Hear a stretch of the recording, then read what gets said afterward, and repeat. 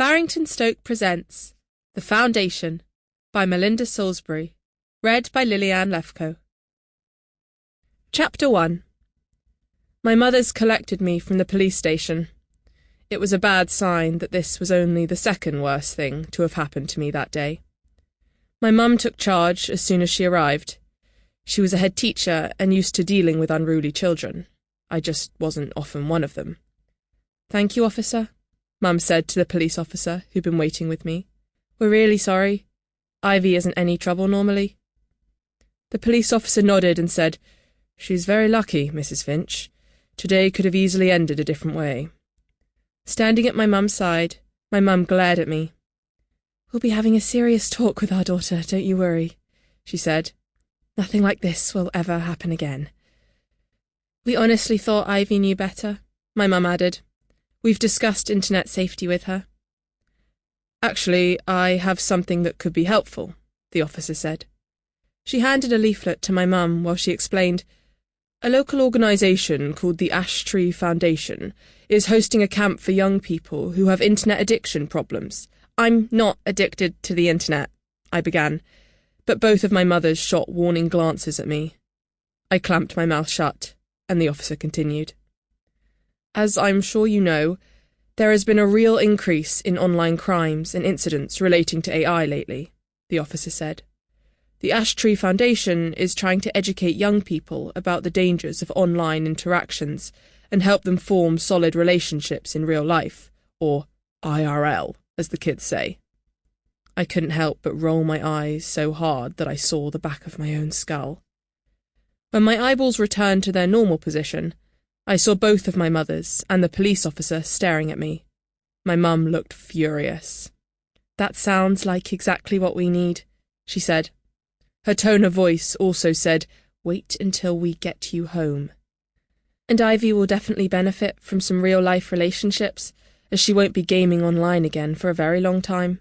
"What?" I said. My mouth fell open. "That's not fair." "We'll discuss it at home," my mum said as she ushered me towards the door. "Thank you, officer, for your help. We're all really grateful."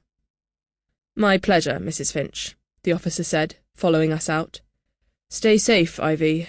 I mean it kindly when I say I hope I don't see you again." We drove home in silence. The atmosphere in the car was heavy, like a storm cloud was hanging over us. It didn't break until we were back at the house. I headed for the stairs, trying to escape to my bedroom.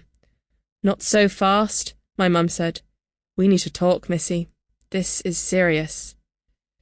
She held the living room door open. I sighed, walking past her and taking a seat on the sofa. My parents sat in their usual chairs, Mum on the right, Mum on the left. "Do you understand what could have happened to you today?" Mum began. "Do you realise how bad it might have been? How close you were to becoming a statistic? I thought we'd taught you better than to meet up with random people you've only spoken to online, especially men. If I'd known he was 22, I wouldn't have gone," I said. "He said he was 15, like me." "Ivy, you can't just believe what people tell you on the internet," Mum said. "I didn't just believe him," I protested. "I looked him up. I checked out his socials." My mothers looked at each other, frowning. "He was pretending, Ivy," Mum said. "His profiles were faked." "We're getting off the point." Mum stood up and began to pace across the room. "Ivy, I don't think you understand how serious this is. He's a grown man.